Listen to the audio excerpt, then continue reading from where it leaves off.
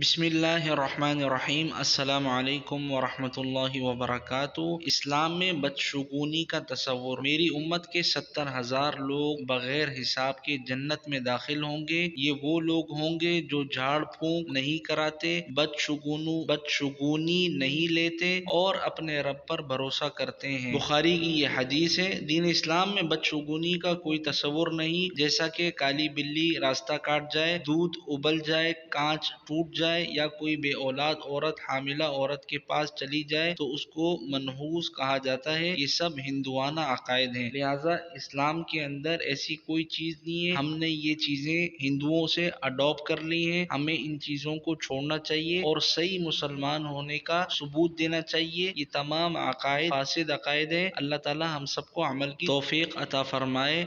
آپ اس ویڈیو پیغام کو آگے بھی شیئر کیجیے گا، کیا پتہ آپ کے شیئر سے کوئی مسلمان صحیح راہ پر آ جائے اور ان فاسد عقائد و نظریات کو چھوڑ دے۔ جزاک اللہ خیر۔ السلام علیکم ورحمۃ اللہ۔